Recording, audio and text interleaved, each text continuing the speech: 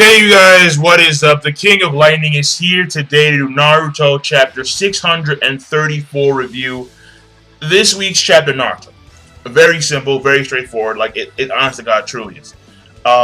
So this review is going to be like extraordinarily quick because the chapter is extraordinarily simple. The chapter is literally, like, it's not even a nutshell. It's literally, we see Sakura, Naruto, and Sasuke have their summonings. And then they each individually do like 3 separate things. Naruto and Sasuke assaulted Jubi while Sakura's on support duty. I mean, at least she did it better than Tsunade back in the Pain Invasion arc, but still, she's on support duty. Again, like it baffles me as to how she thinks that, how she truly believes that she's caught up with these two motherfuckers when she's on support duty. Either way, the thing about it is that when it comes to Sakura's summoning, it's the same slug that Tsunade uses. And then when it comes to, of course, Naruto, I was right. It's, of course, Gamaki Chi. And then with Sasuke, it's some new snake called Aura. Whatever. I don't care. Again, in my opinion, it should be Hawks. Fuck it. And the thing about it is that basically Sasuke, he swerves through all the giant Jubi fodder and then cuts through one of them, and then prepares like a giant, like, Susanoo fire Amaterasu arrow, and then basically Gamakichi, he jumps, like, you know, mad hang time, like, fuck gravity, mad hang time, and then he stalls in the air while Naruto prepares a Rasengan version, obviously, because that's all he can do, and for the most part, and basically what winds up happening is that we have, like, the rest, like, Sakura's healing motherfuckers. And then everyone's watching as Naruto and Sasuke do a tag team assault of wind and fire. And then we have, like, everybody cheering, like, yeah, Naruto, go, go, go. And then Sakura tears, oh my god, crying. And she's always, like, even when she's happy, she won't stop crying. On some, like, jacuzzi spot shit. And basically, it's, okay, so Naruto does a new attack. Well, kind of a new attack. It's the Rasen Shuriken, but bigger. I believe it's the Rasengan Cho Odama Rasen Shuriken, and then Sasuke does a attack called the Susanoo, I think, yeah, Susanoo Fire God.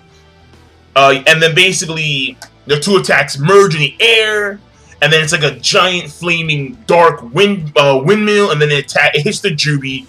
The Jubi's like, yeah! And then after that, we go over to a cutscene of Orochimaru, and he's like, you're not in a good condition, Tsunade-sama. And then we see trees around him, and he's being accompanied by Suigetsu and Kai. And that's literally the entire chapter. There's a little flashback here where, like, Naruto, he remembers talking to Yamato. And remember, Yamato, he's, like, out of commission. Like, he's nowhere to be seen at all. He may be dead, who knows. But basically Yamato, and, you know, learning, when he first learned about the Rasen Shuriken, and Yamato's talking about how, like, his Wind Rasengan is, you know, when it comes to the nature scheme, it's superior to Sasuke's lightning attacks. But in Naruto's eyes, it's no. So I can support Sasuke's fire-based stuff. And it's like, okay, like a little, you know, bro moment, I guess, whatever, fuck it. And there's, like, another scene, we see panels of Jugo, like, all the time. It's like, it's weird. It's basically like Jugo, he's contemplating, like, what Sasuke's truly thinking. And when Sai asks him, like, is like what's Sasuke's, you know, plan? And Jugo's like, hell if I know. But I'm thinking that Sasuke told Jugo about, like, an ulterior plan that he has, and maybe even Orochimaru too. So, but I think the end result is still going to be him becoming Hokage. I don't know. I'm just speculating. And I mean, and that's the chapter. Like, there's nothing more I can say. I mean, basically, all I can say is that okay, when it came to the individual attack of the Cho Odama Rasen Shuriken, to me was like, whatevs. It was like, whatevs. The Susanoo Fire God, that to me was kind of cool. And then when they merged, it was not as cool as the initial Susanoo Fire God, but it was still cooler than the Cho Odama Rasen Shuriken. And the reason was very simple, right?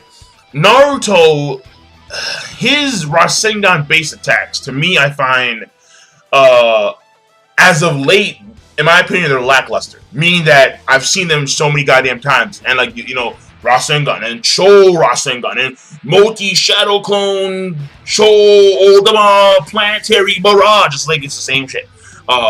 Just different variations of the Rasengan. Now, for me personally, like let me go on like a 1 minute tear here. All right, for me personally, if Naruto at some point ever learned like shit that like Danzo could use, you remember Danzo? Danzo, he was doing his hand things. He was making all these wind jutsus. And what pissed me off about Naruto during Shippuden was that all his wind training was basically for him to learn a variation of the Rasengan. All that nature element shit was him to just learn a variation of the Rasengan. He doesn't even do the basic wind thing, where he sharpens his kunai weapons. He doesn't even do that. He's just like, oh, bro, Rasen wind version. That's it. So, like, that to me is a big waste opportunity. But fuck it, whatever. I mean, moving on, because we're way past that. That was like before the Hidan Kakutsu shit.